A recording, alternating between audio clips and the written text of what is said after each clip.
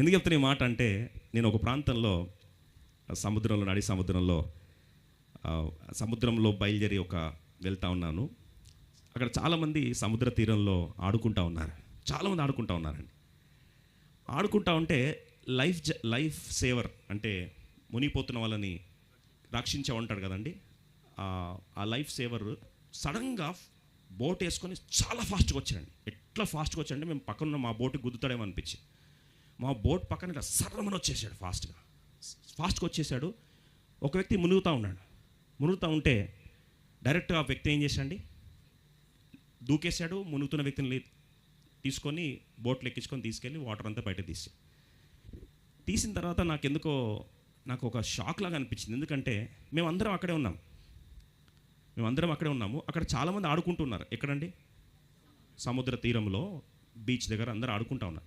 వీళ్ళందరూ ఇంతమంది ఉంటే ఆయన మీద ఎట్లా పడ్డాయని డౌట్ వచ్చి నేను అంతా అయిపోయిన తర్వాత వెళ్ళి నేను పలానా ఇంట్రడ్యూస్ చేసుకుంటే చెప్పండి సార్ అన్నాడు.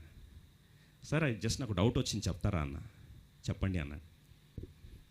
అక్కడ కొన్ని వందల మంది ఉన్నారు. వాళ్ళందరి మందిలో చాలామంది అల్లరి చేస్తూ ఉన్నారు, చాలామంది శబ్దాలు చేస్తున్నారు, అరుస్తున్నారు. ఇంకా బీచ్ ఎట్లా అరుస్తారు తెలుసు కదండి, అరుస్తూ ఉన్నారు.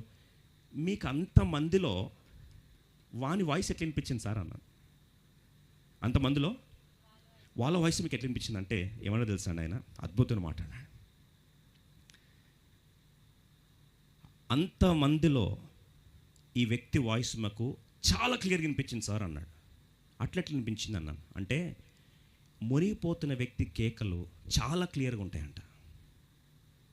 మునిగిపోతున్న వ్యక్తి, నిస్సహాయుడైన వ్యక్తి desperate cry is very clear for అస్.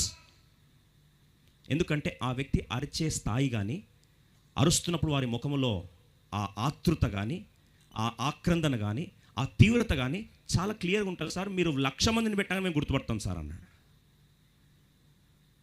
అంటే ఆ వ్యక్తి అరిచే కేకలు ఎలా ఉంటాయండి? వేరేగా ఉంటాయి.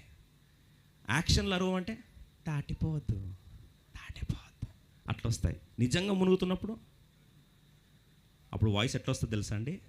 ఇంకా డూ ఆర్ డై, ఇంకా నీకు ఒక్క నిమిషంలో నిండా మునిగిపోతామంటే అప్పుడు ఏం చేస్తారండి? ఏదైనా వెహికల్ యాక్సిడెంట్ అవుతుంది అనుకోండి, ఎట్లా అరుస్తారు? అబ్బా ఇంకా అరుస్తారు, ఎట్లా అంటే అరుస్తారు. కానీ మందిరంలో మన గట్టిగా దేవుని ఆరాధించమంటే దాటిపోవద్దు, ప్రార్థన చేయండి దాటిపోవద్దు. ఏ వ్రతంలో ఉన్నట్టున్నారు ఈసారి, గట్టిగా అరవద్దులేండి. ఓ మాట, when your desperate your cry will be humongous.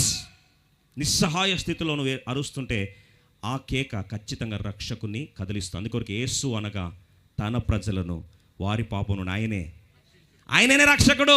రక్షకునికి ఈ కేక అంటే ప్రియమైన కేక.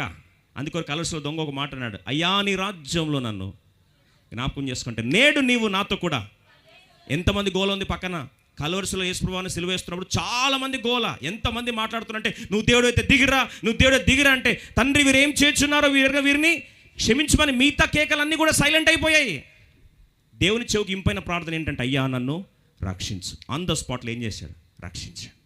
The sweetest voice, the sweetest cry అంటు the ears of Jesus is Lord please remember me. ఒక్కసారి నన్ను జ్ఞాపకం చేసుకో, దయచేసి నన్ను దాటి పోదయ్యా. ఈరోజు ఆ ప్రార్థన చేస్తే ఒకరోజు నువ్వే అంటావు, నన్ను భయపెట్టిన గాలి ఏమాయను. కొన్నిసార్లు మన జీవితంలో అంతే, ఎంత కష్టపడి ముందుకు వెళ్దామంటే మళ్ళీ లాస్ట్కి వెనకాల తిరిగి చూస్తే అక్కడే ఉంటాం. ఎక్కడ స్టార్ట్ అయ్యామో అక్కడే ఉంటాం. ఎప్పుడైనా రోడ్ రోలర్ చూసారా మీరు? రోడ్ రోలర్ కిలోమీటర్ ముందుకు వెళ్తుంది, మళ్ళీ ఎగ్జాక్ట్ కిలోమీటర్ రివర్స్ వస్తుంది. లాస్ట్కి ఎక్కడ ఉన్నామంటే అక్కడే ఉంటుంది. మన జీవితం కూడా అలాగే మారిపోయిందా? కష్టసాధ్యమైన పరిస్థితుల్లో, గాలి తుఫాన్లు వంటి యాత్రలో ముందుకెళ్తున్నావు, వెనుకలకు వస్తున్నావు. అరే మళ్ళీ ప్రశ్న ఏంటంటే ఇది నిజంగా దేవుని చిత్తమేనా అంటావు.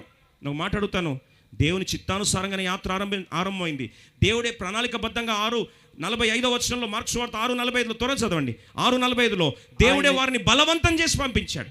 ఆయన జనసమూహమును పంపివేనంతలో దోణి ఎక్కి అద్దరినున్న బెత్సయిదాకు ముందుగా వెళ్ళుడని ఆయన తన శిష్యులను వెంటనే బలవంతము చేశాడు. చూడండి, దేవుడు బలవంతం చేశాడంటే ఉద్దేశపూర్వకంగా పంపించాడు. మరి ఉద్దేశపూర్వకంగా పంపిస్తే తుఫాన్ ఎందుకు వచ్చింది అంటే దేవుని ప్రణాళికలో తుఫాన్ రావా? వస్తాయి. దేవుడు పంపించే యాత్రలో సమస్యలు రావా? వస్తాయి. కష్టాలు రావా? వస్తాయి. తుఫాన్లు రావా? వస్తాయి. తుఫానులో ఉన్న దేవుడు చివరికి ఏ తుఫాన్లు అయితే వాడిని భయపెడతా ఉన్నాయో అదే తుఫాన్ల మీద దేవుడు ఏం చేస్తున్నట్టండి, నడుచుకుంటూ వస్తున్నాడు. ఏదైతే నేను భయపెడుతుందో, బాగా మరొకసారి చెప్పండి, ఏదైతే నేను భయపెడుతుందో దాని మీద మన దేవుని సామర్థ్యం ఏంటంటే దాని మీద నడుచుకుంటూ వచ్చే దేవుడు. నేను భయపెట్టేది ఆయన కాళ్ళ కిందుందా పైనదా? కిందుంది. అది తెలుసుకుంటే ఈరోజు నీ ధైర్యం ఏం తెలుసు? అందరూ అంటున్నాడు చూసి, వెంటనే దేవుడు గాలిని గద్దించాడు, నిమ్మలం అయిపోయింది. అందరూ అంటున్నారంట, ఈ గాలి ఏమాయను? ఏమంటున్నారంటండి, గాలి ఏమైపోయింది? అరే మనల్ని భయపెట్టింది ఏమైంది? ఈరోజు నువ్వు భయాందోళన వాతావరణంలో వచ్చావా దేవుని మందిరానికి? గుండె దడగా వచ్చినావా దేవుని మందిరానికి? దేవుని వాక్యాన్ని ఎక్కడో కూర్చొని వింటున్నావా? ఈరోజు గుండె దడగా ఉంది నా పరిస్థితిని. ఏది నిన్ను భయపెట్టిందో ఈరోజు ఈ ప్రార్థన చేయి, అయ్యా నన్ను దాటి వెళ్ళొద్దయ్యా అంటే 4వ మాట, అవరోధాన్ని దేవుడు అవకాశంగా మార్చేశాడు. అవరోధము పరిస్థితి ఏమైంది? అవకాశంగా మారిపోయింది. దేవుని మహిమగా మార్చబడింది.